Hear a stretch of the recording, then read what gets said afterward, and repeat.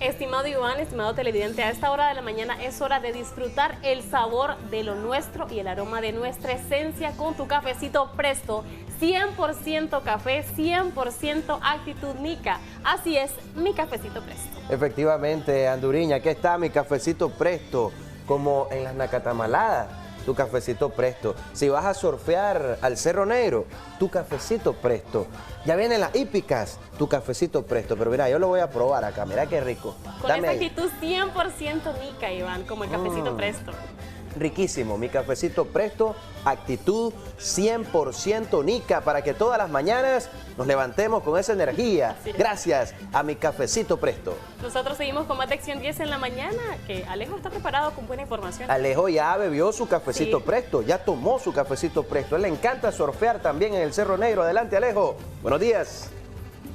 Buenos días, obviamente a mí me encanta siempre andar con la mejor energía y con la mejor actitud Nica. Y el día de hoy obviamente recordamos aquel 24 de julio de 1984 cuando un cosmonauta soviética se convirtió en la primera mujer en realizar una caminata espacial permaneciendo 3 horas y 35 minutos fuera de la estación. Una mujer que marcó la historia por su pasión en el espacio y ganó múltiples reconocimientos por sus actividades extremas. Esto y más siempre en la historia.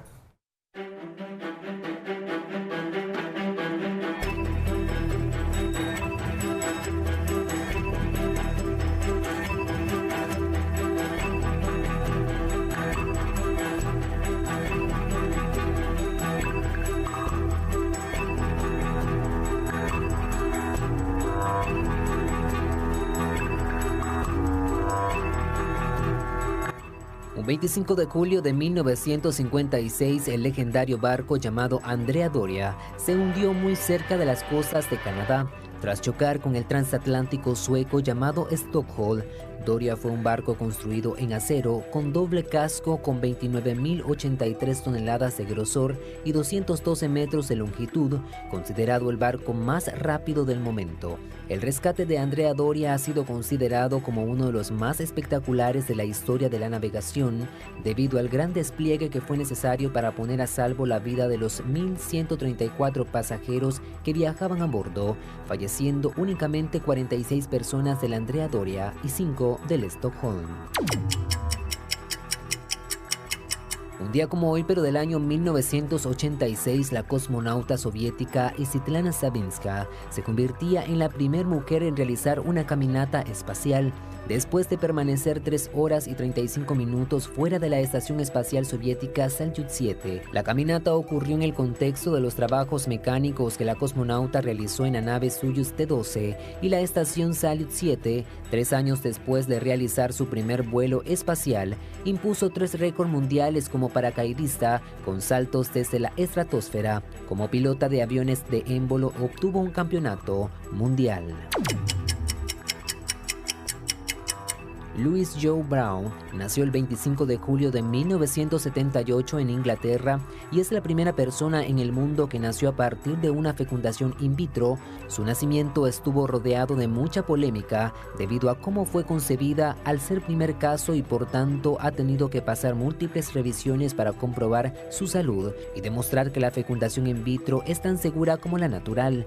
A los bebés que son procreados a través de este método se les llama bebés probetas, puesto que el procedimiento se realiza mediante un instrumento de laboratorio en el cual se trata de lograr la unión entre los gametos masculinos espermatozoides y femeninos óvulo mediante procedimientos técnicos. Brown hoy cumple 46 años de existencia. Hoy nuestro país celebra el trabajo de aquellos hombres y mujeres que trabajan en apoyo a la comunidad, poniendo en riesgo sus vidas en la extinción de incendios, rescate de personas y protección de espacios ambientales. Se celebra el Día Nacional del Bombero. Son profesionales en su oficio que siempre están dispuestos a ayudar y a apoyar a personas en situaciones de riesgo, una profesión de vocación. La efeméride recuerda la fundación del Benemérito Cuerpo de Bomberos en Nicaragua. Cada 25 de julio se conmemora el Día Mundial para la Prevención de los Ahogamientos, una fecha proclamada por la Asamblea General de las Naciones Unidas con la finalidad de concienciar a la población mundial acerca de este problema prevenible que ha sido la causa de más de 2.5 millones de muertes durante la última década.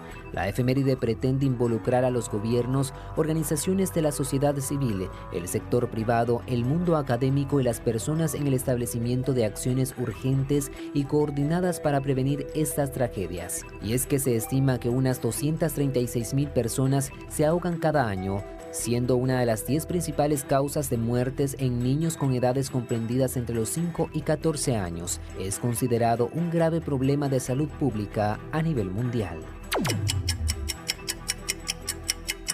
El Día Internacional de la Mujer Afrodescendiente, también conocido como Día de la Mujer Afrolatina, Afrocaribeña y de la Diáspora, se conmemora cada 25 de julio y se trata de una efeméride que busca reivindicar los derechos y la dignidad de las mujeres en general. En esta fecha se recuerda el primer congreso en el que se reunieron más de 400 mujeres latinoamericanas y del Caribe en 1992 en República Dominicana, donde se trataron temas relacionados con el sexismo, discriminación racial, pobreza, migración y violencia. Y es que según estadísticas en América Latina y el Caribe hay alrededor de 200 millones de personas afrodescendientes, equivalentes al 30% de la población, y aún se enfrentan a múltiples formas de discriminación y racismo, sobre todo las mujeres.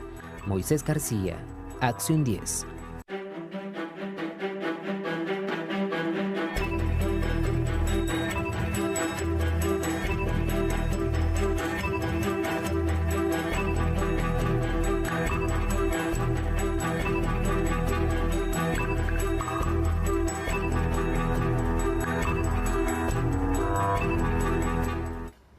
¿Alguna vez te has preguntado por qué soñamos? En el segmento ¿Lo sabías?, un especialista en neurología nos explica a qué se deben estos eventos y su importancia. Asimismo, ¿qué función tiene el cerebro durante la noche? Veamos.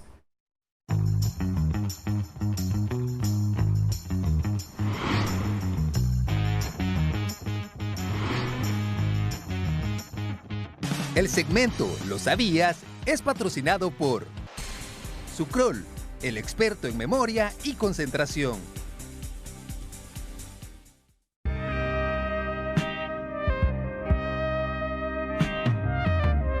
Dormir es un proceso fundamental del ser humano. En promedio, una persona lo hace una tercera parte de su vida.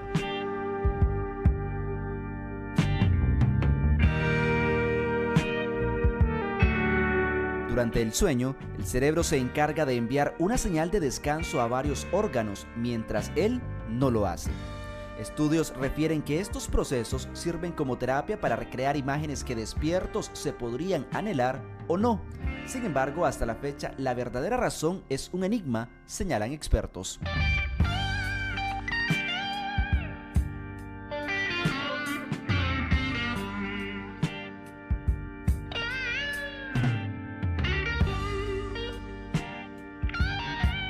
En realidad, los sueños tienen mucha vinculación con las experiencias vividas, ¿no? Las personas que tienen experiencias negativas durante el día, o tienen una carga de estrés grande, o están muy ansiosos, o son personas, por ejemplo, o pesimistas, o que siempre piensan en lo peor, en lo malo. Toda esa carga negativa, por ejemplo, está funcionando en nuestro cerebro, sobre todo en las partes más anteriores de nuestro cerebro, y en una memoria que se llama memoria de trabajo. Y toda esa memoria se va a solidificar durante el sueño, y entonces se vive de nuevo, por decirlo de alguna manera, en el sueño. El especialista en el tema, José Luis Giraud, explica que la ciencia ha relacionado la química de la ansiedad y el estrés con el acto de soñar, recordándole dichos eventos al área de memoria del cerebro durante la noche.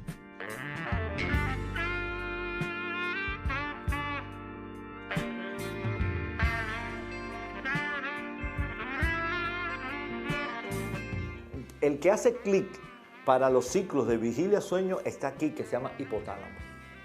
Y aquí, cerquitica, está el área de memoria. Por lo tanto, aquí está la memoria más reciente, digamos, la memoria de trabajo, manda impulsos hacia el hipotálamo y va y la solidifica en las noches para que se quede almacenada.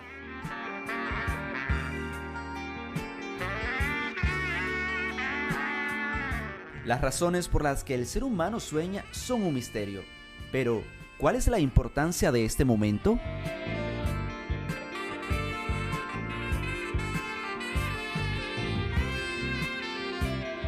Es importante que nosotros aprendamos a respetar el sueño.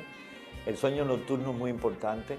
Tenemos que disminuir la ansiedad, disminuir el estrés, hacer ejercicio, tener una higiene del sueño, disminuir el sobreestímulo de celulares previo o de televisión o de series que uno ve previo a la hora de dormir. Tenemos que cumplir el mismo horario.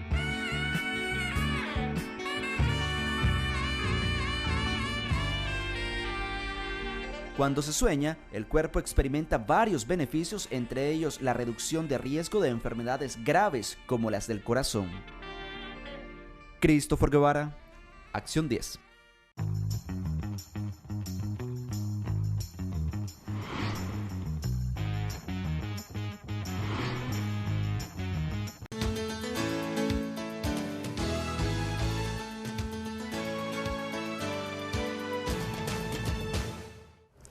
Exactamente, Andurín, y ese es el tema que vamos a abordar hoy con nuestro diabetólogo, el doctor Javier Bravo. Bienvenido, doctor, gracias por acompañarnos. Cuando hablamos de pie diabético, casi siempre el paciente con diabetes puede pensar en complicaciones que incluyen la amputación de una de sus extremidades, de uno de sus pies, pero realmente estamos acá para poder educar a nuestra población en prevenir este tipo de complicaciones, en darle ese ABC de recomendaciones que usted ya nos la va a ampliar en esta mañana. Bienvenido.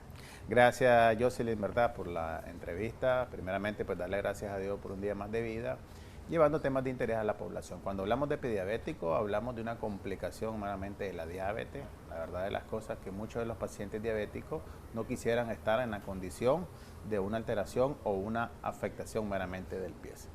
Una de las primeras causas o uno de los primeros temores que tiene el paciente diabético es quedar ciego. Y lo segundo es que se le ampute una extremidad. Entonces, el 70% de los pacientes diabéticos pueden llegar a tener una amputación de origen de la diabetes. El otro 25% puede ser por causa no traumática, otro porcentaje por accidente de tránsito, y como podemos notar, las estadísticas son bastante altas. ¿Por qué el tema importante del pie diabético? Porque la mayoría de los pacientes diabéticos que presentan una amputación vienen a complicarse aún más, presentan depresión, presentan alteraciones meramente de la glucosa.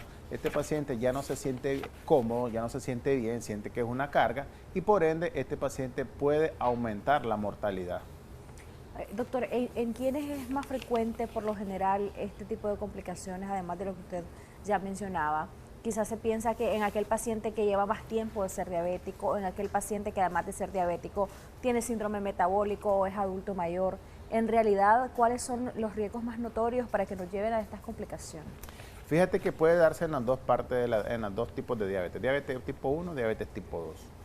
Pero ¿qué es lo importante? Es en el paciente metabólicamente que está notablemente que el azúcar no le baja, es el que está descompensado. Entonces se da más frecuente en pacientes diabéticos descompensados. ¿Qué significa descompensado? Que sus niveles de glucosa ande altos, que la presión arterial no le baje, que ande los triglicéridos y el colesterol alterado, que tenga una enfermedad vascular periférica, que tenga un problema de insuficiencia cardíaca. En este tipo de pacientes fácilmente se le puede presentar una alteración del pie. Obviamente tiene que haber un factor de riesgo que puede ocasionar la lesión. Por ejemplo, el paciente que tenga zapatos, que ande zapatos muy apretados, el paciente que camina y no siente absolutamente nada, el paciente que evoluciona a una neuropatía diabética, el paciente que tiene una anemia, el paciente que tiene una enfermedad renal. Entonces, estos tipos de pacientes normalmente pueden generar pie diabético. Entonces, la complicación va a depender de que si el paciente está controlado o no está controlado. Vamos a ubicar en pantalla una de las imágenes que usted nos compartió, donde básicamente se describe lo que es el pie diabético y algunas situaciones que se presentan para aquellos pacientes que tienen este tipo de complicaciones. Entonces vamos a ver en pantalla una de estas imágenes donde se habla, por ejemplo, de la neuropatía, se evidencia enfermedad vascular periférica, entre otras cosas. Exactamente. Ahí como podemos notar lo que es la parte de la formación de la úlcera. Si tú ves ahí Hay muchos pacientes que tienen este tipo de características de sus pies.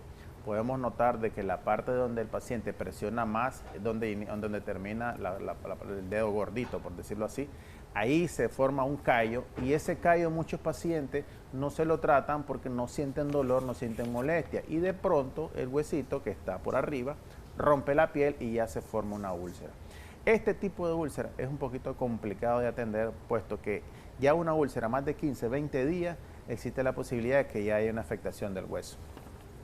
Vamos a ver la siguiente imagen. Si podemos ver ahí lo que es lo que estábamos hablando del pie diabético, cuáles son las causas que te pueden generar, y en el círculo verde podemos notar que es uno de los principales, la hiperglicemia, el paciente que maneja sus niveles de glucosa altísimos constantemente. No es porque se te subió el azúcar hoy y ya mañana tenés el pie diabético, sino que es el azúcar constante. Podemos encontrar las infecciones como tal, como consecuencia de alguna úlcera, la neuropatía periférica, lo que es la alteración vascular, ¿verdad?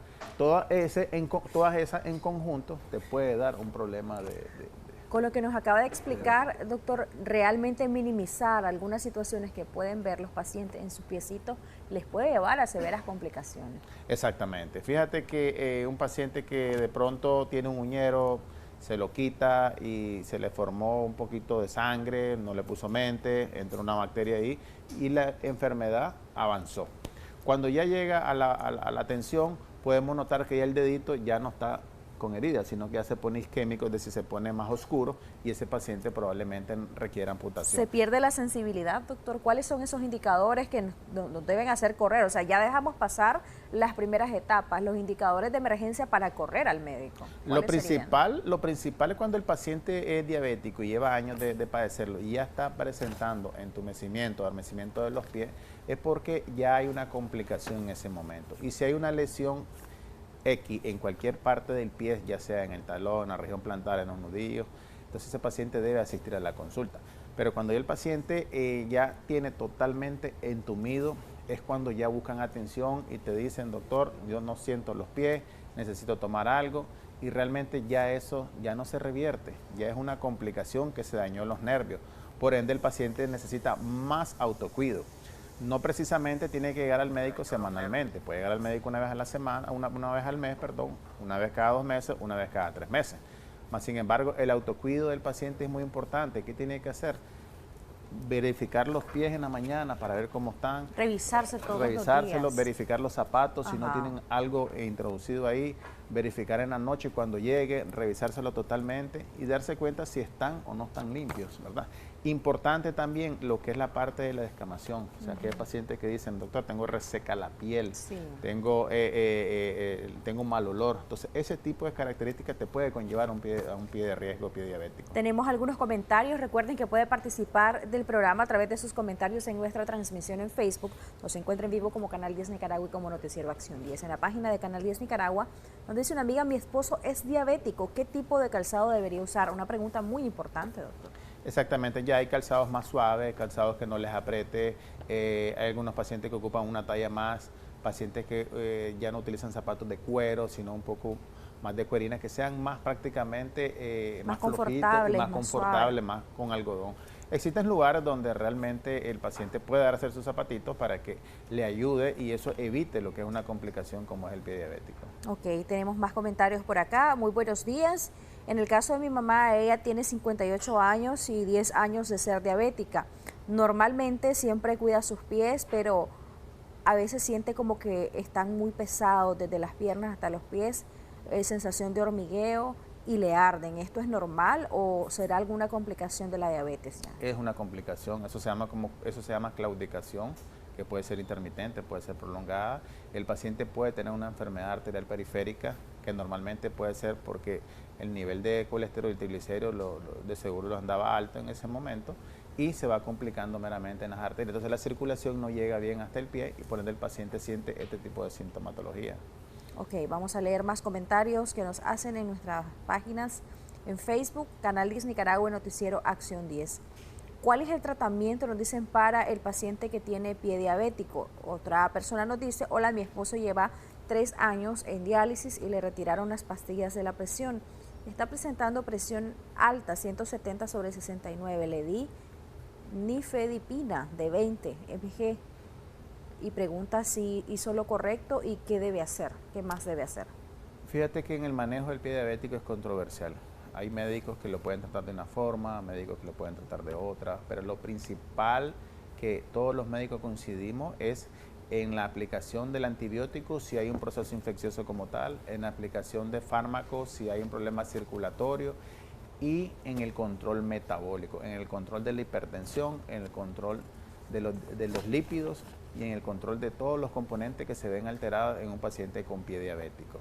Más sin embargo, si hay una afectación en un dedo proximal y que realmente ya está en un proceso de osteomielitis, entonces probablemente el paciente sea sometido a una amputación quirúrgica en ese momento para evitar de que esa infección avance hacia la lesión pueda de la poner en rodilla. riesgo su vida. Exactamente. En el caso de la amiga que consulta lo de la hipertensión de su esposo, lleva 3 años, dice, en diálisis, y le dio un fármaco Eso que es se hizo importante bien, ¿no? porque el riñón es el órgano que nivela la presión arterial, que la regula, pues hay mecanismos ahí que se ven afectados producto de lo que es la parte de la diálisis o producto de la parte de la insuficiencia renal crónica. Entonces se les retiran esos fármacos porque el paciente no lo amerita porque el riñón está dañado, pero más sin embargo la nifedipina es un buen fármaco que ayuda un poco a controlar lo que es la parte de la Pero sí debería hipertensión. como de llevarlo al médico y que le haga un control, ¿verdad? Exactamente, o inclusive si Por una tiene semana, aparatos, chequearlo el control 3 veces al día y consultar al médico que tenga de cabecera en ese momento. Ok, doctor, una pregunta, a mí no me han detectado diabetes, pero de un tiempo para acá no puedo dormir sin calcetines, ya que los pies me arden como si estuviera haciendo mucho frío. ¿Qué me recomienda? ¿Qué será? Lo ideal sería hacerse sus exámenes de azúcar, ¿verdad? Si tiene antecedentes familiares, si tiene un poco de obesidad, verificar si no tiene trastorno del control del azúcar y también trastorno de lo que es los lípidos, que es el colesterol y triglicéridos, y verificar si no hay afectación de la columna, porque muchas de las mujeres o varones que trabajan de pie y que trabajan mucho tiempo sentados pueden tener desviación de la columna y eso te puede generar algo que se llama nervio ciático, que es una afectación que sale meramente de la columna y por ende te puede dar este tipo de sintomatología. Hablemos a detalle entonces, doctor, de cuando ya estamos ante una situación así. Usted daba rasgos generales el tratamiento, pero la idea no es llegar a esta complicación, sino evitarla. ¿Cuáles serían sus recomendaciones ya para ir cerrando? Para nuestra audiencia que nos sintoniza, hay varios mensajes donde nos dicen, me urge contactar al doctor, entonces evidentemente sí es una complicación bastante frecuente en algunos grupos etarios, sobre todo que padecen los pacientes de diabetes. Exactamente, yo sé, me ha tocado vivir tantas experiencias con muchos pacientes, tanto jóvenes como adultos, como ancianos. Realmente decirle al paciente te va a ir bien o decirle al paciente ya no hay nada que hacer, hay que amputar, porque existe una escala donde nosotros verificamos, que es la escala Wi-Fi, donde verificamos meramente si el paciente le puede ir bien o no, que tiene que ver la infección, la circulación y si hay datos de afectación en los huesos. Entonces normalmente al paciente le podemos dar buenas noticias, a como no le podemos dar buenas noticias. Pero como tú dices, ¿qué es lo importante? Es tratar de no llegar ahí, tratar de que el paciente cuando tenga una lesión X en cualquier parte del pie, visitar al médico, porque muchos de los pacientes que han llegado a la consulta te llegan, yo ya me puse tal antibiótico, ya pasé 7 días, 8 días, y cuando quieren llegar a la consulta no se dan cuenta que tienen algo que no lo ve el paciente, que es la afectación de lo que es la parte de la circulación. Cuando la circulación no llega a un dedo, probablemente ese dedo se vuelva más oscuro y termine lesionado. Y por ende, como decíamos anteriormente, puede ser una amputación hasta la arriba de la rodilla. Ahora, es importante tomar en cuenta de que los pacientes se tienen que revisar sus pies, si tienen resequedad de las pieles, utilizar crema, controlarse sus niveles de glucosa, porque eso es muy importante. La glucosa es en ayuno y la glucosa después de las comidas, que es donde muchos de los pacientes fallan. Se dice, doctor, yo tengo la glucosa en 100 todas las mañanas, 120, pero en las tardes o después de las comidas andan arriba de 200 y 300. Y es ahí donde el paciente viene y se complica.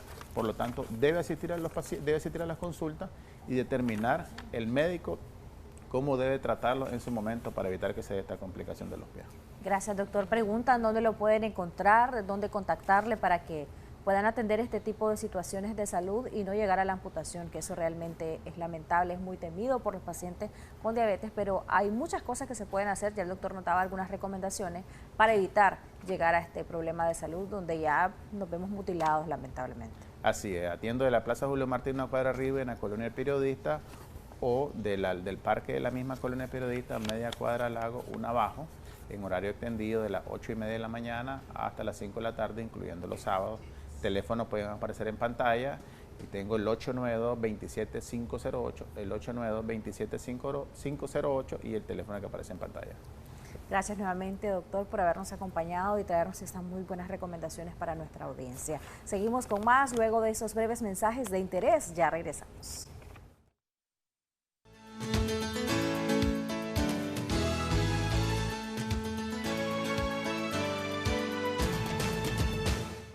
Ivancito, hoy jueves no tenés como ganas de apampachar. ¿Cómo? ¿Apampachar? Sí, mira, de tomar en tus manos un sándwich hecho con el suavecito pan Bimbo, apampacharlo y comértelo. Ah, eso suena muy bien. Y se siente mejor. Vamos, yo te invito a apampachar un buen sándwich. Ahorita por aquí, mira, en mi mesita ideal, o apapachar un buen sándwich de pan Bimbo. Claro que sí, todos necesitamos una compañera de programa así. Mira cómo me invita a apampachar. Mira, mira, así. Vea cómo es de suavecito.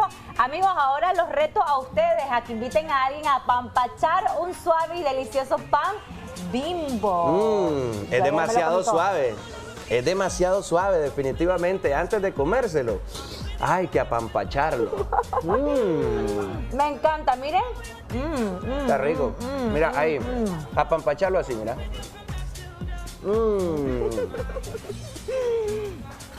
Bueno, los invitamos a ustedes también a que apapanchen este pan, que es pan Bimbo suavecito y divino y por supuesto delicioso. Y con esta buena información, a alguien que le encanta y que le vamos a dejar, eso te lo vamos a dejar a Anduriña. La mitad porque está a dieta, dice, pero vamos a apampachar con Anduriña. A dieta la Anduriña. A 10 panes, Bimbo, y a pampachar. Adelante, Anduriña. Vamos, Anduriña.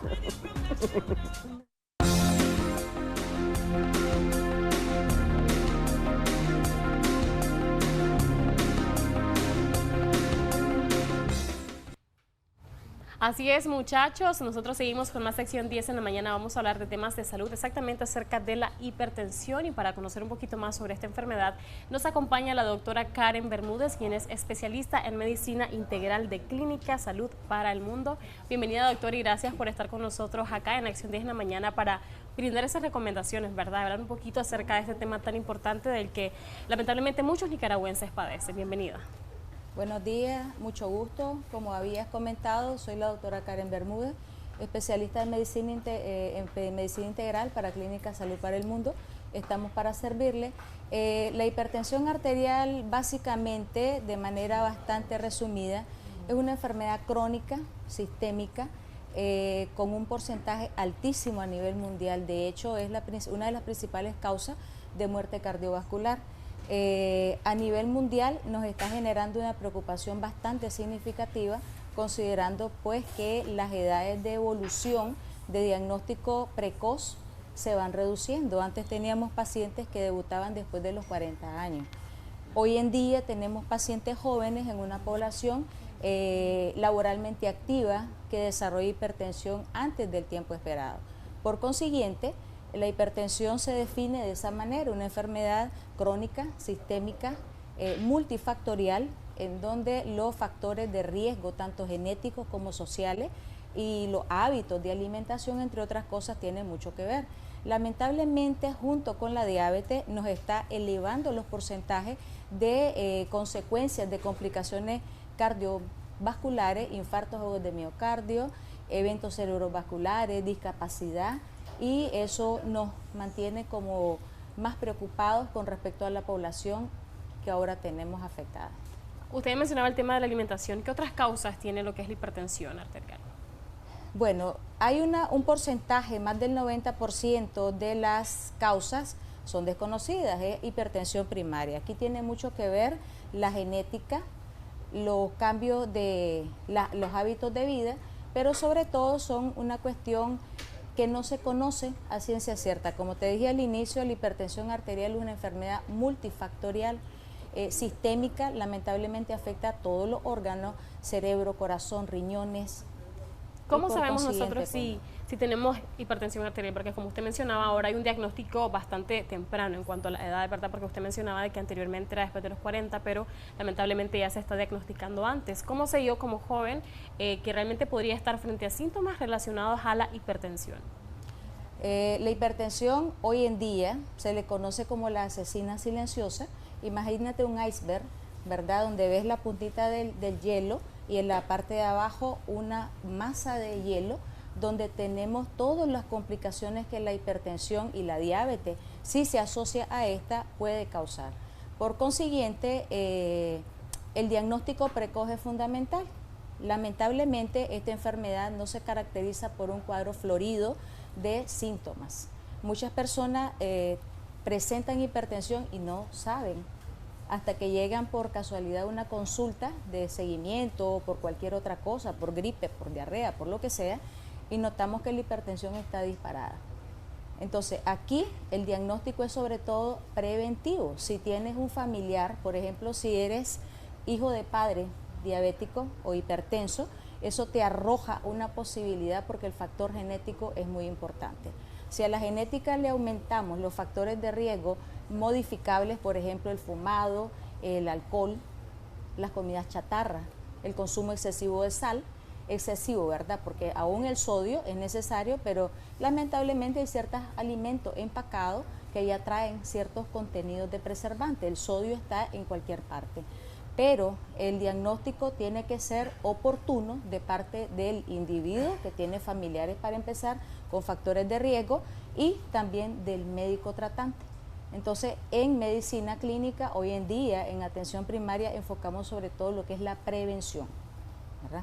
¿Cuál es la presión normal y cómo nosotros la definimos? ¿Podemos hacer un control, por ejemplo, si tenemos un tensiómetro? ¿Podemos llevar un control de cómo se está comportando? Si eso nosotros, si tenemos sospechas, porque algunos dicen, me duele mucho la cabeza, creo que es como la presión. ¿Podría ser esto relacionado, doctora? Sí, cuando la hipertensión genera algún tipo de síntoma, puede haber cefalea, dolor de cabeza, como había dicho, a veces se presentan con epistaxis, sangrados de nariz, zumbidos de los oídos, visión borrosa, o inclusive hemos tenido pacientes que llegan con dolor precordial asociado a infarto y tal vez nunca se han dado cuenta que son hipertensos. Entonces la toma de la presión es ahora algo bien común. Todas las familias, creo que por el impacto que ha generado la hipertensión a nivel mundial, tenemos un tensiómetro digital en casa. Entonces la toma de la presión, me hablaba sobre las técnicas, ¿verdad? Sí. Uno, tener un tensiómetro digital que sea recomendado, ¿verdad? Una marca que sea reconocida, que sea recomendada, que sea sugerida. Ahora hay muchas marcas en el mercado, no es algo tan difícil. Las técnicas de la presión arterial, aunque sea con un tensiómetro digital, incluye el tiempo de descanso previo a la toma.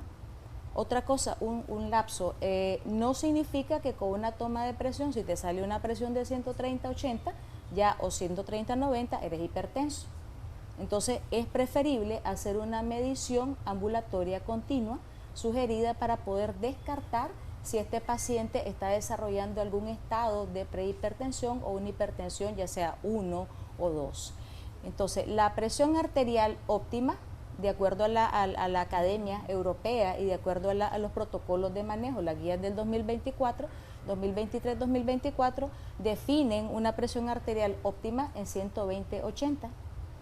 De 121 a 139 ya decimos presión sistólica normal alta, y eso es lo que nosotros conocemos como prehipertenso. Te estoy hablando de una manera sencilla.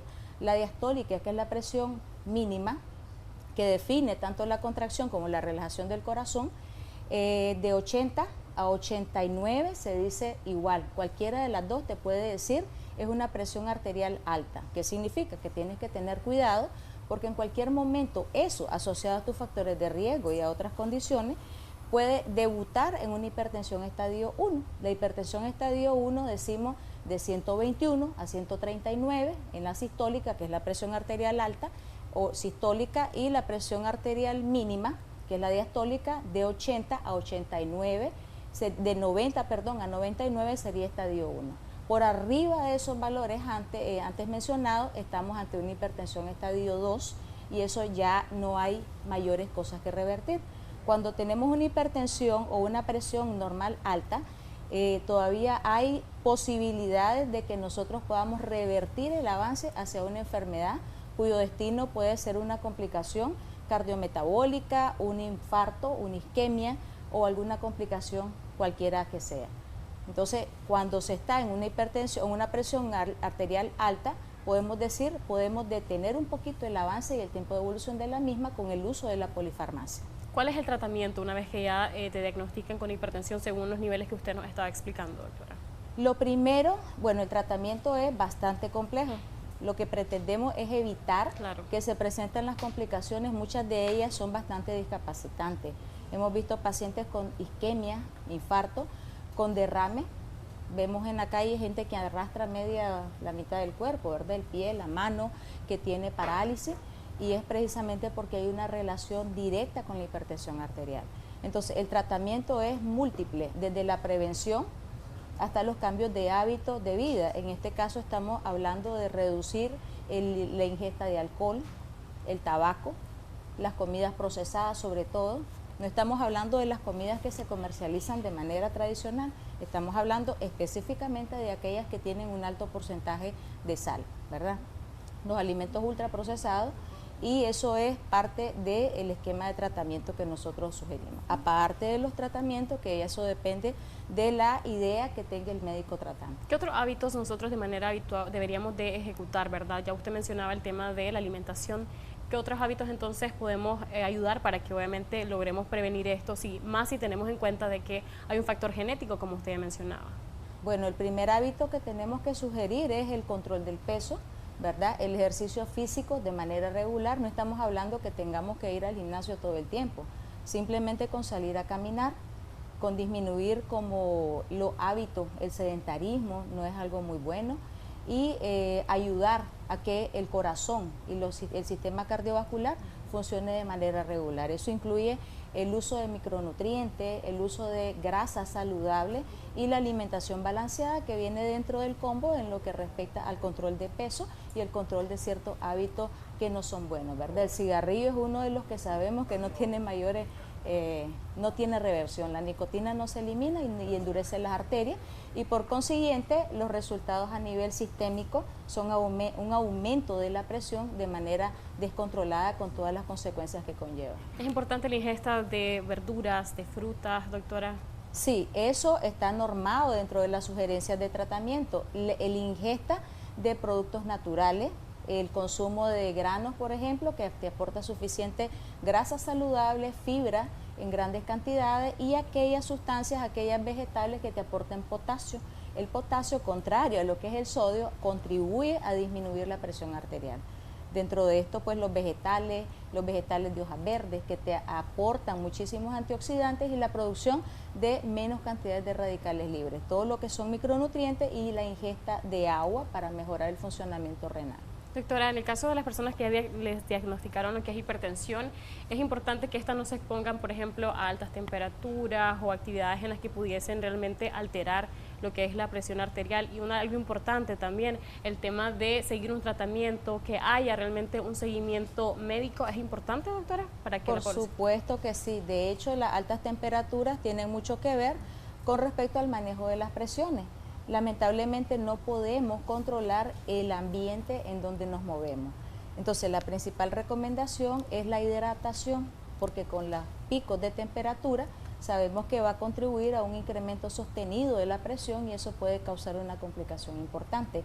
El uso de ropa fresca, la hidratación y el adecuado cumplimiento del tratamiento indicado por el médico tratante son fundamentales. Excelente, o sea, realmente creo que el tema de seguir ese tratamiento, ¿verdad? Porque usted ya explicaba de que pudiésemos también ayudar como a que esto no se convierta en algo bastante delicado, como usted ya nos hablaba, enfermedades que pudiesen traer consigo o afectaciones, como usted ya mencionaba, el tema de los infartos, derrames. Entonces, si nos despedimos reiterando, ¿verdad?, esa recomendación para la población, obviamente, en cuanto a la prevención, y también para aquellos que ya tienen como diagnóstico lo que es hipertensión arterial, que tengan un seguimiento médico. Así es. Excelente, muchísimas gracias, doctora, por esa información tan importante en cuanto a temas de salud y específicamente sobre la hipertensión arterial. Esperamos que ustedes hayan tomado nota, ¿verdad? Y puedan aplicarlo en sus hábitos diarios. Nosotros seguimos con más de Acción 10 en la mañana con Iván y Xochitl, que nos tienen más información.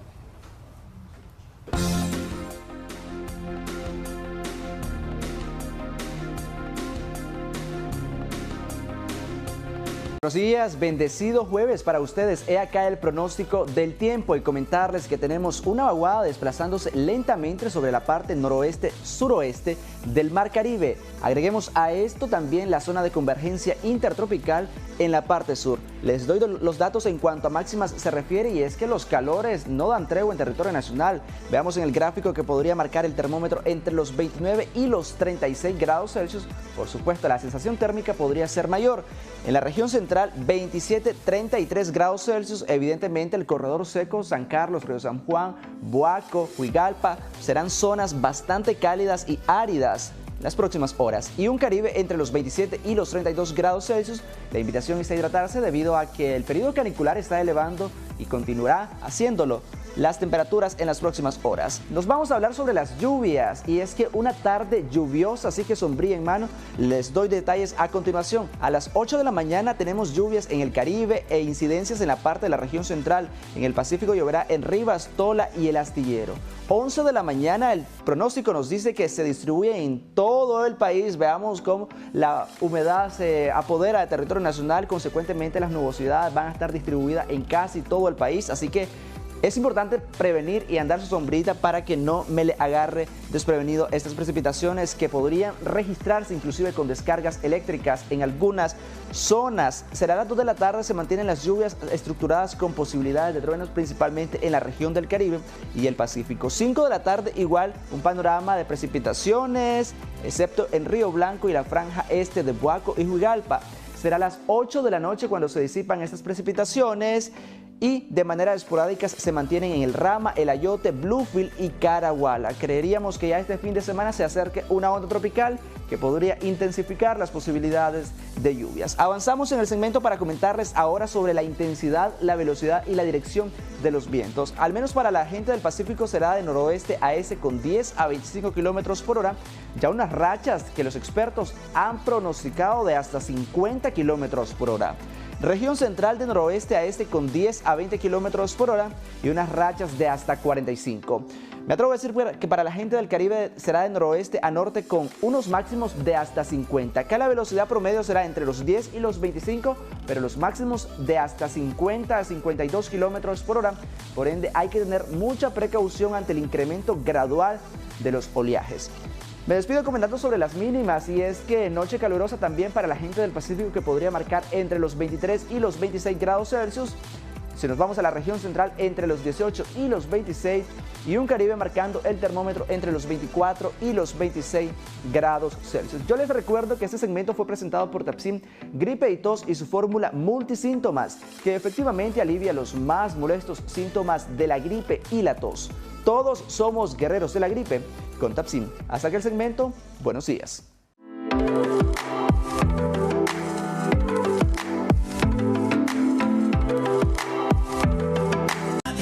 Llegamos y tú lo verás.